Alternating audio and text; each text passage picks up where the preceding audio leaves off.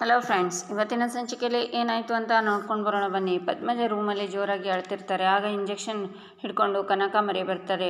ಹೋಗೋ ಇಲ್ಲಿಂದ, ಹೋಗೋ, ಬರಬೇಡ ಅಂತ ಪದ್ಮಜ ಕೂಗ್ತಾರೆ. ಆಗ ಕನಕಾಂಬರಿ, ನಾನಕ್ಕ, ನೀನು ಅಡ ಹುಟ್ಟಿದ ತಂಗಿ ಕನಕಾಂಬರಿ ಅಂತಾಳೆ. ಕನಕ, ಅವನು ಮನೆ ಒಳಗಡೆ ಬಂದುಬಿಟ್ಟಿದ್ದಾನೆ, ಇಲ್ಲಿಗೂ ಬಂದುಬಿಡ್ತಾನೆ ಕನಕ, ಅವನು ಒಳಗಡೆ ಬಿಡಬೇಡ ಅಮ್ಮ ಅಂತ ಇದ್ದಾನೆ ಕನಕ. ನಾನು ಅಮ್ಮ ಅಮ್ಮ ಅಲ್ಲ, ಅವನು ಒಳಗಡೆ ಬರಬೇಡ ಅಂತಾರೆ ಪದ್ಮಜ. ಅಕ್ಕ, ಈ ರೂಮಲ್ಲಿ ನನ್ನನ್ನು ನಿನ್ನನ್ನು ಬಿಟ್ಟರೆ ಬೇರೆ ಯಾರೂ ಇಲ್ಲ, ಸ್ವಲ್ಪ ಸಮಾಧಾನವಾಗಿರು ಅಂತಾರೆ ಕನಕಾಂಬರಿ. ಅವನು ಬರಲಿಲ್ವಾ ಇಲ್ಲಿಗೆ? ನೀನು ಸುಳ್ಳು ಹೇಳ್ತಿಲ್ಲ ತಾನೆ ಅಂತಾರೆ ಪದ್ಮಜ. ಇಲ್ಲ ಅಕ್ಕ, ಭಾವನ ನೆನೆಸ್ಕೊಂಡು ನೀನು ತುಂಬ ಸ್ಟ್ರೆಸ್ ಆಗಿದೆಯಾ, ಇಂಜೆಕ್ಷನ್ ತಗೋಬೇಕು ಅಂತಾರೆ ಕನಕಾಂಬರಿ. ಇಂಜೆಕ್ಷನ್ನ? ದೇವಿನ ಕರಿ, ಅವಳೆಲ್ಲಿ ಅಂತಾರೆ ಪದ್ಮಜ. ದೇವಿ ಯಾವುದೋ ಮುಖ್ಯವಾದ ಕೆಲಸದ ಮೇಲೆ ಹೊರಗಡೆ ಹೋಗಿದ್ದಾಳೆ, ದೊಡ್ಡಮ್ಮನ ಹತ್ರ ಇದ್ದು ಹುಷಾರಾಗಿ ನೋಡ್ಕೊಂತ ಅವಳೇ ನನಗೆ ಇಲ್ಲಿಗೆ ಕಳಿಸಿದ್ದು ಅಂತಾರೆ ಕನಕಾಂಬರಿ. ಹೌದಾ ಅಂತಾರೆ ಪದ್ಮಜ. ಇಂಜೆಕ್ಷನ್ನ ಹಾಕ್ಲಾ ಅಂತಾರೆ ಕನಕಾಂಬರಿ. ನನಗೆ ಆ ಇಂಜೆಕ್ಷನ್ ನೋಡಿದರೆ ಭಯ ಆಗುತ್ತೆ, ಮೈಯೆಲ್ಲ ಉರಿ ಬರುತ್ತೆ ಕನಕ, ಬೇಡ ಅಂತಾರೆ ಪದ್ಮಜ. ಹಠ ಮಾಡಬೇಡ, ನಿನ್ನ ನೋವೆಲ್ಲ ಹೋಗಲಿ ಅಂತಲೇ ನಾನು ಈ ಇಂಜೆಕ್ಷನ್ನ ತಂದಿರೋದು ಅಂತಾರೆ ಕನಕಾಂಬರಿ. ನೋವೆಲ್ಲ ನಿಜಕ್ಕೂ ಹೋಗ್ಬಿಡುತ್ತಾ ಅಂತಾರೆ ಪದ್ಮಜ. ನನ್ನ ಮುದ್ದು ಅಕ್ಕ ಅಲ್ವಾ, ನೋವೆಲ್ಲ ಹೋಗುತ್ತೆ. ಆಗೋಯ್ತಕ್ಕ, ಒಂದೇ ಒಂದು ನಿಮಿಷ, ಆಗೋಯ್ತು ಅಂತ ಕನಕಾಂಬರಿ ಇಂಜೆಕ್ಷನ್ನ ಕೊಡ್ತಾರೆ. ಆಗ ಪದ್ಮಜ ಅಲ್ಲೇ ಪ್ರಜ್ಞೆ ತಪ್ಪಿ ಮಲಗ್ತಾರೆ. ಅವರನ್ನು ಕೆಳಗೆ ಹಾಕಿ ಕನಕಾಂಬರಿ ಬರುವಾಗ ದೇವಿ ಎದುರುಗಡೆ ಬರ್ತಾಳೆ. ರೂಮ್ ಕಡೆ ನೋಡ್ತಾ, ಅಮ್ಮ, ನನ್ನ ಬಿಟ್ಟು ದೊಡ್ಡಮ್ಮನ ರೂಮ್ ಕಡೆ ಬೇರೆ ಯಾರೂ ಬರೋ ಹಾಗಿಲ್ಲ ಅಂತ ನಾನು ನಿನಗೆ ಸುಮಾರು ಸಲ ಹೇಳಿದ್ದೀನಿ, ಆದರೂ ಪದೇ ಪದೇ ನನ್ನ ಕಣ್ ತಪ್ಪಿಸಿ ಯಾಕೆ ಇಲ್ಲಿಗೆ ಬರ್ತಿದ್ಯಾ ಅಂತಾಳೆ ದೇವಿ. ಅವಳು ಯಾರು? ನನ್ನಕ್ಕ, ಅವಳನ್ನು ನೋಡೋಕ್ಕೆ ನಾನು ಬರಬಾರ್ದಾ ಅಂತಾರೆ ಕನಕಾಂಬರಿ. ಅಷ್ಟೇನಾ, ಬೇರೇನು ಕಿತಾಪತಿಗಳಿಲ್ಲ ತಾನೇ ನಿಂದು ಅಂತಾಳೆ ದೇವಿ. ಎಲ್ಲದಕ್ಕೂ ಎಲ್ಲರ ಮೇಲೆ ಅನುಮಾನ ಪಡಬೇಡ, ನಾನು ನಿಮ್ಮಮ್ಮ, ಅದು ನೆನಪಲ್ಲಿರಲಿ ಅಂತಾರೆ ಕನಕಾಂಬರಿ. ಹೋಗ್ತಾರೆ. ಈಚೆ ಜೀವ ಮನೇಲಿರೋ ಸೂಟ್ಕೇಸ್ನ ಓಪನ್ ಮಾಡಿ ಅದರಲ್ಲಿ ಇರೋ ಕೆಂಪು ಬಟ್ಟೆಯಲ್ಲಿರೋ ಒಂದು ವಸ್ತುನ ಇಟ್ಕೊಂಡು, ಅಮ್ಮ, ನನ್ನ ಕ್ಷಮಿಸ್ಬಿಡಮ್ಮ, ನೀನು ಆಸೆ ಪಟ್ಟ ಮಗ ನಾನಾಗಲಿಲ್ಲ, ಕೇಡುಗೆಟ್ಟ ಮಗ ಆಗಿಬಿಟ್ಟೆ ಅಂತ ಅಳ್ತಾ, ಈ ಜನ್ಮಕ್ಕೆ ನಿನ್ನ ಋಣ ಇಷ್ಟೇ ಅನಿಸುತ್ತೆ, ದೇವ್ರ ಮುಂದಿನ ಜನ್ಮದಲ್ಲೂ ನನಗೆ ನನ್ನ ತಾಯಿ ಮಗನಾಗಿ ಹುಟ್ಟಿಸು, ಆಗಲಾದರೂ ಅವ್ರು ಮೆಚ್ಚುವಂಥ ಮಗನಾಗ್ತೀನಿ, ಅವ್ರ ಸೇವೆ ಮಾಡ್ತೀನಿ ಅಂತ ಅದನ್ನೇ ನೋಡ್ತಿರುವಾಗ ರಚನಾ ಡೋರ್ ಹತ್ರ ನಿಂತ್ಕೊಂಡು ಅದನ್ನೆಲ್ಲ ನೋಡ್ತಾಳೆ.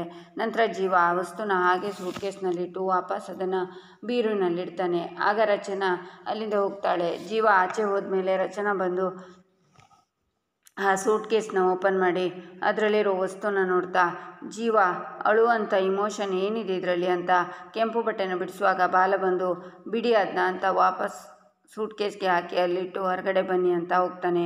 ರಚನಾ ಹೊರಗೆ ಬರ್ತಾಳೆ. ಏನು ಮಾಡ್ತಿದ್ದೀರಾ ನೀವು? ಅದು ಕಳ್ತನದಿಂದ ಅಂತಾನೆ ಬಾಲ. ಕಳ್ತನ ಏನು ಬಂತು ಅಂತಾಳೆ ರಚನಾ. ಜೀವ ಇಲ್ಲದೆ ಇರೋ ಟೈಮಲ್ಲಿ ಅವನ ಸೂಟ್ಕೇಸ್ ಓಪನ್ ಮಾಡೋದಕ್ಕೆ ಏನು ಅಂತ ಹೇಳ್ತಾರೆ ಅಂತಾನೆ ಬಾಲ. ಆದರೂ ಅದರಲ್ಲಿ ಏನು ತಪ್ಪಿದೆ? ನಾನು ಯಾರು? ಜೀವ ತಾಳಿ ಕಟ್ಟಿರೋ ಹೆಂಡತಿ, ಅವ್ರ ಕಷ್ಟದಲ್ಲೂ ಸುಖದಲ್ಲೂ ಬದುಕನ್ನು ಸಮಾನಾಗಿ ಹಂಚ್ಕೊಳ್ಳೋ ಹಕ್ಕಿರೋಳು. ಹಾಗಿರುವಾಗ ಅವ್ರ ಹಿನ್ನೆಲೆನ ತಿಳ್ಕೊಳ್ಳೋಕ್ಕೆ ಬಯಸೋದ್ರಲ್ಲಿ, ಮನೆಯವರಿಂದ ಅವ್ರು ಅನುಭವಿಸ್ತಾ ಇರೋ ನೋವನ್ನು ದೂರ ಮಾಡಬೇಕು ಅಂದ್ಕೊಳ್ಳೋದ್ರಲ್ಲಿ ಏನು ತಪ್ಪಿದೆ ಹೇಳಿ ಅಂತಾಳೆ ರಚನಾ. ಇದು ತಪ್ಪು ಒಪ್ಪಿನ ಪ್ರಶ್ನೆ ಅಲ್ಲ ರಚನಾ, ಸಮಯದ್ದು. ಯಾವುದನ್ನು ಮರಿಬೇಕು ಅಂತ ಅವನು ಇಷ್ಟು ದಿನ ದೂರ ಓಡ್ತಿದ್ನೋ ಅದೇ ಅವನ್ನ ಹುಡ್ಕೊಂಡು ಹತ್ತಿರ ಬಂದಿದೆ. ಈಗ ಆ ವಾಸ್ತವನ ಒಪ್ಕೊಳ್ಳೋಕ್ಕೆ ಅವನಿಗೆ ಸ್ವಲ್ಪ ಟೈಮ್ ಬೇಕು. ಜೀವ ನಿಮ್ಮಿಂದ ಏನೂ ಮುಚ್ಚಿಡಲ್ಲ, ಎಲ್ಲನೂ ಹೇಳ್ತಾನೆ. ಅಲ್ಲಿವರೆಗೆ ಸ್ವಲ್ಪ ತಾಳ್ಮೆಯಿಂದ ಇರಿ. ನಿಮ್ಮ ಈ ಅತಿ ಉತ್ಸಾಹ ನಿಮ್ಮಿಬ್ಬರ ಮಧ್ಯೆ ವಿರಸ ತಂದಿಡಬಾರ್ದು, ಅರ್ಥ ಮಾಡ್ಕೊಳ್ಳಿ ಅಂತ ಬಾಲ ಹೋಗ್ತಾನೆ. ಈಚೆ ಈಶ್ವರ್ ಚಂದ್ರ ಲ್ಯಾಪ್ಟಾಪಲ್ಲಿ ಕೆಲಸ ಮಾಡುವಾಗ ಭಾಮಿನಿ ಬಂದು, ಏನು ಮಾಡ್ತಿದ್ದೀರಾ ಅಂತಾಳೆ. ಒಂದು ಕಾರ್ಪೊರೇಟ್ ಕಂಪ್ನಿಯವರು ತಮ್ಮ ಆ್ಯನ್ಯುವಲ್ ಡೇಗೆ ಎಂಪ್ಲಾಯೀಸ್ಗೆಲ್ಲ ಉಡುಗೊರೆಯಾಗಿ ಉಂಗುರನ ಪ್ರೆಸೆಂಟ್ ಮಾಡ್ತಾರಂತೆ, ಕೊಟೇಶನ್ ಕೇಳಿದ್ದಾರೆ, ರೆಡಿ ಮಾಡ್ತಿದ್ದೀನಿ ಅಂತಾರೆ ಈಶ್ವರ್ ಚಂದ್ರ. ಅಲ್ಲೆಲ್ಲ ಓನರ್ಗಳೆಲ್ಲ ನೋಡಿ, ಕೆಲಸದವರಿಗೆ ಎಷ್ಟೆಲ್ಲ ಮಾಡ್ತಾರೆ, ನಾವು ಇದ್ದೀವಿ ಕೆಲಸದವ್ರ ಥರ ಊಟ ತಿಂಡಿ ಬಿಟ್ಟರೆ ಬೇರೆ ಏನೂ ಗತಿ ಇಲ್ಲ ಅಂತಾಳೆ ಭಾಮಿನಿ. ಯಾಕೆ ಭಾಮಿನಿ, ನಿನಗೇನು ಕಡಿಮೆ ಆಗಿದೆ ಅಂತಾರೆ ಈಶ್ವರ್ ಚಂದ್ರ. ಕಡಿಮೆನಾ? ಕೆಲಸದವಳು ರೀ ನಾನು ಈ ಮನೆಯಲ್ಲಿ ಅಂತಾಳೆ ಭಾಮಿನಿ. ಕಾಲಿಗೊಂದು ಕೈಗೊಂದು ಆಳುಗಳಿದ್ದಾರೆ, ನಿನ್ನನ್ನು ಯಾರೇ ಕೆಲಸದವರು ಅಂದಿದ್ದು ಅಂತಾರೆ ಈಶ್ವರ್ ಚಂದ್ರ. ಕೆಲಸದವರು ಅಂತ ಯಾರೂ ಹೇಳ್ತಿಲ್ಲ, ಆದರೆ ಓನರ್ ಅಮ್ಮ ಅಂತಲೂ ಯಾರೂ ಹೇಳ್ತಿಲ್ಲ. ನೋಡಿ ನನ್ನ ಮಾತು ಕೇಳಿ, ಜೇನುಗೂಡಿಂದ ಆಗಾಗ ನಾವು ಸ್ವಲ್ಪ ಜೇನನ್ನು ನೆಕ್ತಾ ಇದ್ದರೆ ನಾವು ಇವತ್ತು ಸ್ವಲ್ಪ ಸ್ಟೇಟಸಲ್ಲಿ ಇರ್ತಿದ್ವಿ. ಮಗಂಗೂ ಸ್ವಲ್ಪ ಹಣ ಮಾಡಿ ಇಡ್ಬೋದಾಗಿತ್ತು. ಬೆಳಕಿರುವಾಗಲೇ ಮನೇನ ಕ್ಲೀನ್ ಮಾಡಿ ಬಿಡಬೇಕು ರೀ ಅಂತಾಳೆ ಭಾಮಿನಿ. ಈ ಈಶ್ವರ್ಚಂದ್ರನ ದೇಹದಲ್ಲಿ ಹರಿತಾ ಇರೋದು ರಕ್ತ ಅಲ್ಲ, ನಿಯತ್ತು ಅಂತಾರೆ ಈಶ್ವರ್ಚಂದ್ರ. ಆ ನಿಮ್ಮ ನಿಯತ್ತನ್ನು ನೆಲ್ಲಿಕಾಯಿ ಜೊತೆ ಉಪ್ಪಿನಕಾಯಿ ಹಾಕ್ಕೊಳ್ಳಿ. ನಿಯತ್ತಂತೆ ನಿಯತ್ತು. ನಿಮ್ಮ ಅಣ್ಣ ಉಳ್ಕೊಳ್ಳೋಕ್ಕೆ ನೆಲೆ ಕೊಟ್ಟಿದ್ದಾನೆ, ಜನರ ಮುಂದೆ ಬೆಲೆ ಕೊಟ್ಟಿದ್ದಾನೆ, ದುಡ್ದು ಬದುಕೋ ಕಲೆನ ಹೇಳ್ಕೊಟ್ಟಿದ್ದಾನೆ ಅಂತಾರೆ ಈಶ್ವರ್ಚಂದ್ರ. ವಿಲ್ನಲ್ಲಿ ಆಸ್ತಿ ಬರೆದಿದ್ದೀರಾ, ಲಾಯರ್ ಬರೋಣ ವಿಲ್ಲು ಓದಲಿ. ನಿಮ್ಮಣ್ಣ ನಮಗೂ ಆಸ್ತಿಲಿ ಸಮಾನಾಗಿ ಪಾಲು ಕೊಟ್ಟಿದ್ರೆ ಸರಿ, ಇಲ್ಲ ಅಂದರೆ ಈ ಭಾಮಿನಿ ಜಡೆ ಬಿಚ್ಕೊಂಡು ಕುಣಿತಾಳೆ ಅಂತ ಭಾಮಿನಿ ಹೋಗ್ತಾಳೆ. ಆಸ್ತಿ ಆಸ್ತಿ ಆಸ್ತಿ ಛೇ, ಅಣ್ಣನ ಅಸ್ತಿ ಬಿಡೋಕ್ಕೂ ಮೊದಲೇ ಆಸ್ತಿಗಾಗಿ ರಣಹದ್ದುಗಳಂತೆ ಕೂಗ್ತಿದ್ದಾರೆ. ಅಣ್ಣ ನೋಡ್ತಿದ್ಯಾ ನಿನ್ನ ಈ ಕುಟುಂಬದ ಲಕ್ಷಣನ? ಈ ಮೃಗಗಳ ನಡುವೆ ಒಬ್ಬಂಟಿಯಾಗಿ ನನ್ನ ಬಿಟ್ಬಿಟ್ಟು ಹೋದಿಯಲ್ಲ ಅಣ್ಣ ಅಂತ ಅಳ್ತಾರೆ ಈಶ್ವರ್ಚಂದ್ರ. ಈಚೆ ಜೀವ ಅಪ್ಪನ ನೆನಪಲ್ಲೇ ಸುಮ್ಮನೆ ಕೂತಿರ್ತಾನೆ. ರಚನಾ ಬಾಲಕೃಷ್ಣನು ಕೂತಿರ್ತಾರೆ. ಆಗ ರಕ್ಷಿತ್ ಬಂದು ಲಲ ಅಂತ ಬಂದು ಕೃಷ್ಣ ಅಂತಾನೆ. ಅಂದ್ಕೊಂಡೆ ಬೆಳಿಗ್ಗೆಯಿಂದ ನನ್ನ ಎಡಗಂಡು ಹೊಡ್ಕೊತಾ ಇರುವಾಗಲೇ ಅಂದ್ಕೊಂಡೆ, ನಮ್ಮನೆ ಮುಂದೆ ಕಾಗೆಗಳು ಕಾಕಾ ಅಂತ ಕಿರ್ಚುವಾಗಲೇ ಅಂದ್ಕೊಂಡೆ ನನ್ನ ಫ್ರೆಂಡ್ ಕೃಷ್ಣ ಡಲ್ ಆಗಿದ್ದಾಳೆ ಅಂತಾನೆ. ಹಾಂ, ಬೆಕ್ಕು ಮ್ಯಾವ್ ಮ್ಯಾವ್ ಅಂತ ಕಿರ್ಚೋದು, ಮೇಕೆ ಮ್ಯಾವ್ ಮ್ಯಾವ್ ಅಂತ ಕೂಗೋದು, ಗೂಬೆ ಕೂಗೋದು ನಿನಗೆ ಕೇಳಲ್ವಾ ಅಂತಾನೆ ಬಾಲ. ನಿನ್ನನ್ನು ನೋಡಿದ ಮೇಲೆ ಕೇಳೋದೇನು, ಕಾಣಿಸ್ತಾನೆ ಇದೆಯಾ ಬಾಲ ಅಂತಾನೆ ರಕ್ಷಿತ್. ಏನೋ ಇತ್ತೀಚೆಗೆ ನನ್ನ ಹೆಸರಿಡ್ದು ಕರಿತಿದ್ಯಾ ಅಂತಾನೆ ಬಾಲ.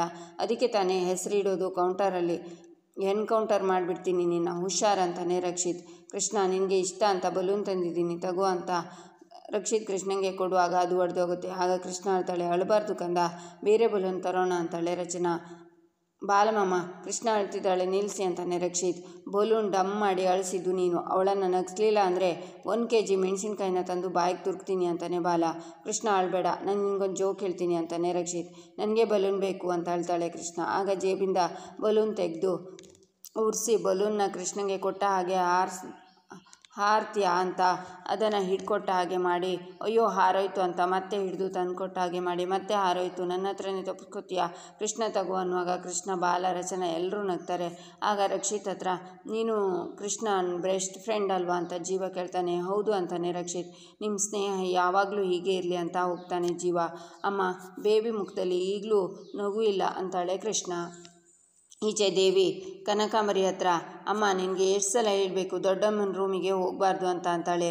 ನನ್ನ ಅಕ್ಕನ ರೂಮಿಗೆ ನಾನು ಅದೇನಾಯ್ತು ಈಗ ಅಂತಾರೆ ಕನಕಾಂಬರಿ. ಹೋಗಿ ಏನು ಮಾಡಿದೆ ಅಂತಾಳೆ ದೇವಿ.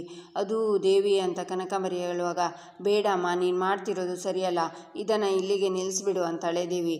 ನಿಲ್ಲಿಸಲ್ವೇ, ಏನು ಮಾಡ್ತೀಯಾ? ನನ್ನ ಗಂಡ ರಮಾಕಾಂತ ಅಂದರೆ ನಿಮ್ಮ ಅಪ್ಪ ನಮ್ಮ ಬಂಗಾರದ ಬಿಸ್ನೆಸ್ನ ಒಂದು ಲೆವೆಲ್ಗೆ ತಗೊಂಡು ಹೋಗಬೇಕು ಅಂತ ರಾತ್ರಿ ಹಗಲು ಕಷ್ಟಪಟ್ಟು ಹೊಸ ಐಡಿಯಾನ ಹುಡುಕಿದ್ರು. ಆದರೆ ನಿಮ್ಮ ದೊಡ್ಡಪ್ಪ ಜಗದೀಶ್ ಚಂದ್ರ ಏನೇ ಮಾಡ್ದ, ಆ ಐಡಿಯಾನೆಲ್ಲ ಅವನು ಉಪಯೋಗಿಸ್ಕೊಂಡ, ಬಿಸ್ನೆಸ್ಸಲ್ಲಿ ಸಕ್ಸಸ್ ಆದ. ಹೋಗಲಿ, ನನ್ನ ಗಂಡನ ಪಾರ್ಟ್ನರಾಗಿ ತಗೊಂಡ, ಅದೂ ಮಾಡಲಿಲ್ಲ. ಅವನ ತಮ್ಮ ಈಶ್ವರ್ಚಂದ್ರನ ಪಾರ್ಟ್ನರಾಗಿ ತಗೊಂಡ. ಇದೆಲ್ಲ ಸಾಲದು ಅಂತ ನನ್ನ ಗಂಡನ ಮೇಲೆ ಇಲ್ಲ ಸಲ್ಲದ ಅಪವಾದ ಹೊರಿಸಿದ, ಬೀದಿಲಿ ನಿಂತು ಅವಮಾನ ಮಾಡ್ದ. ಇದನ್ನೆಲ್ಲ ತಡ್ಕೊಳ್ಳೋಕ್ಕಾಗದೆ ನನ್ನ ಗಂಡ, ಒಂದು ವಿಷಯ ಗೊತ್ತಾ, ನಿಮ್ಮ ಅಪ್ಪ ಸತ್ತು ಇಷ್ಟು ವರ್ಷ ಆದರೂ ನಾನಿನ್ನೂ ಶ್ರಾದ್ದ ಮಾಡಿಲ್ಲ. ಯಾಕೆ ಅಂತ ಗೊತ್ತಾ? ಯಾಕಂದರೆ ಒಂದು ಸಲ ನಾನು ಶ್ರಾದ್ದ ಮಾಡಿದರೆ ನನ್ನ ಗಂಡನ ನಂಟು ತೀರೋಗುತ್ತೆ ಅಂತ. ನನ್ನ ಗಂಡನ ಸಾವಿಗೆ ಕಾರಣರಾದವರು ಈ ಮನೆಯವ್ರ ಮೇಲೆ ನನಗಿರೋ ಕಿಚ್ಚು ಕಡಿಮೆ ಆಗೋಗುತ್ತೆ ಅಂತ. ನಿನ್ನ ದೊಡ್ಡಪ್ಪ ಇದ್ದಾನಲ್ಲ ಜಗದೀಶ್ ಚಂದ್ರ, ಅವನು ಇಡೀ ಆಸ್ತಿನೆಲ್ಲ ನಾನು ಕಿತ್ಕೊಂಡು ಅವನ ಕುಟುಂಬನ ಬೀದಿಲಿ ನಿಲ್ಲಿಸಿ ವರೆಗೂ ಈ ಕನಕಾಂಬರಿ ನಿದ್ದೆ ನೆಮ್ಮದಿ ಎರಡೂ ಇರಲ್ಲ ಅಂತಾಳೆ ಕನಕಾಂಬರಿ. ಅಮ್ಮ, ಅಪ್ಪ ಯಾತಕ್ಕೆ ಸತ್ರು ಅಂತ ನನಗೆ ಗೊತ್ತಿಲ್ಲ, ಆದರೆ ಅವ್ರ ಸಾವಿಗೆ ಜಗದೀಶ್ ಚಂದ್ರ ದೊಡ್ಡಪ್ಪ ಕಾರಣ ಅಂತ ಇದೆಯಲ್ಲ, ಅದನ್ನು ನಾನು ಒಪ್ಪಲ್ಲ. ನಾನು ಯಾವತ್ತೂ ಅವರಲ್ಲಿ ಪ್ರೀತಿನ ಮಾತ್ರ ನೋಡಿದ್ದೀನಿ ಹೊರತು ವಂಚನೆನ ನೋಡಿಲ್ಲ ಅಮ್ಮ ಅಂತಾಳೆ ದೇವಿ. ದೇವಿ, ನೀನು ನನ್ನ ಮಗಳು ತಾನೆ, ಆದರೆ ಯಾಕೆ ನನ್ನ ಶತ್ರು ಪರ ಮಾತಾಡ್ತಿದ್ದೀಯ ಅಂತಾರೆ ಕನಕಾಂಬರಿ. ಪ್ರಹ್ಲಾದ ಹುಟ್ಟಿದ್ದು ರಾಕ್ಷಸನಿಗಾದರೂ ಅವ್ನು ನಿಂತಿದ್ದು ದೈವದ ಕಡೆಗೆ. ದೊಡ್ಡಪ್ಪ ನೀನು ತುಂಬ ನಂಬಿದ್ರು ಅಮ್ಮ, ಆ ನಂಬಿಕೆನ ಉಳಿಸ್ಕೊ. ಮುರಿದು ಬೀಳ್ತಿರೋ ಈ ಕುಟುಂಬನ ಉಳಿಸ್ಕೊ. ಹಣ ಆಸ್ತಿ ಅಲ್ಲ ಅಮ್ಮ, ಮನುಷ್ಯನ ಕಾಪಾಡೋದು ಸಂಬಂಧಗಳು. ಅಮ್ಮ, ನೀನು ಇನ್ನೊಂದು ಸಲ ದೊಡ್ಡಮ್ಮನ ರೂಮಿಗೆ ಹೋಗಬೇಡ ಅಷ್ಟೇ ಅಂತ ದೇವಿ ಹೋಗ್ತಾಳೆ. ಒಂದು ಸಲ ಆ ಲಾಯರ್ ಬರೋಣ ವಿಲ್ಲು ಓದಲಿ, ಆಗ ತೋರಿಸ್ತೀನಿ ಈ ಮನೇಲಿ ಎಲ್ರಿಗೂ ಈ ಕನಕಾಂಬರಿ ಖದರೇನು ಅಂತಾಳೆ ಕನಕಾಂಬರಿ. ಈಚೆ ರಾಣ ಪೆನ್ ಇಟ್ಕೊಂಡು ಬೋರ್ಡ್ಗೆ ಗುರಿ ಇಡ್ತಾ ಇರ್ತಾನೆ. ಬೋರ್ಡ್ ಹತ್ರ ಕಪಿಲ್ ನಿಂತಿರ್ತಾನೆ. ಆಗ ರಾಣ, ಕಪ್ಪು, ಈ ಪಿನ್ದು ಟಾರ್ಗೆಟ್ ಏನು ಗೊತ್ತಾ ಅಂತಾನೆ. ನನ್ನ ಹಣೆ ಮಧ್ಯಭಾಗ ಅಂತಾನೆ ಕಪಿಲ್. ಆ ಸ್ಪಾಟ್ಗೆ ಇದು ಚುತ್ತು ಅಂದರೆ ಏನಾಗುತ್ತೆ ಅಂತ ಗೊತ್ತಿದೆಯಾ ಅಂತಾನೆ ರಾಣ. ಗೊತ್ತಿಲ್ಲ ಅಣ್ಣ ಅಂತ ಕಪಿಲಲ್ಲೇ ನಿಂತಿರ್ತಾನೆ. ಆಗ ಬೋರ್ಡ್ಗೆ ಪಿನ್ನ ಬಿಸಾಕ್ತಾನೆ ರಾಣ. ಅದು ಕಪಿಲ್ ಈಚೆ ಬೋರ್ಡ್ಗೆ ಚುಚ್ಕೊಳ್ಳುತ್ತೆ. ಗುರಿ ಮಿಸ್ ಆಗೋಯ್ತಲ್ಲ ಕಪ್ಪು ಅಂತಾನೆ ರಾಣ. ನಿನ್ನ ಟಾರ್ಗೆಟ್ ನಾನಾಗಿರಲಿಲ್ಲ ಅಣ್ಣ, ಇದಾಗಿತ್ತು ಅಂತಾನೆ ಕಪಿಲ್.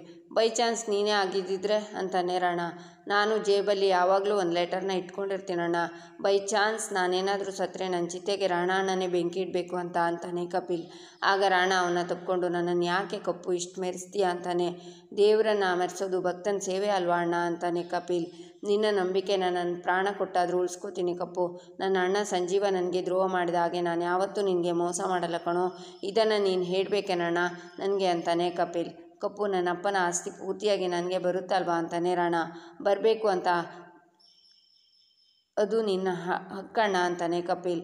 ನನ್ನ ಅಪ್ಪ ಏನು ಮಾಡಿಟ್ಟಿದ್ದಾನೋ ಗೊತ್ತಿಲ್ವಲ್ಲೋ ಕಪ್ಪು. ಆ ವಿಲ್ನಲ್ಲಿ ಏನಿದೆ ಅಂತ ತಿಳ್ಕೊಳ್ಳೋ ತನಕ ಟೆನ್ಷನ್ನೇ ಬದುಕೋ ಹಾಗಾಯಿತು ಅಂತಾನೆ ರಾಣ. ಅಣ್ಣ, ಆ ಬೂಟ್ ಲಾಯರ್ನ ಹೋಗಿ ಒಂದು ಸಲ ಮಾತಾಡ್ಸ್ಕೊಂಡು ಬರಲಾ ಅಣ್ಣ ಅಂತಾನೆ ಕಪಿಲ್. ನೈಸಾಗಿ ಅಂತಾನೆ ರಾಣ. ಕಪಿಲ್ ಅಲ್ಲಿಂದ ಹೋಗ್ತಾನೆ. ಇಲ್ಲಿಗೆ ಈ ಸಂಚಿಕೆ ಮುಕ್ತಾಯವಾಗುತ್ತೆ. ಮುಂದಿನ ಸಂಚಿಕೆಗಾಗಿ ನಮ್ಮ ಚಾನಲನ್ನು ನೋಡಿ ಸಬ್ಸ್ಕ್ರೈಬ್ ಮಾಡಿ, ಲೈಕ್ ಮಾಡಿ, ಶೇರ್ ಮಾಡೋದನ್ನು ಮರಿಬೇಡಿ.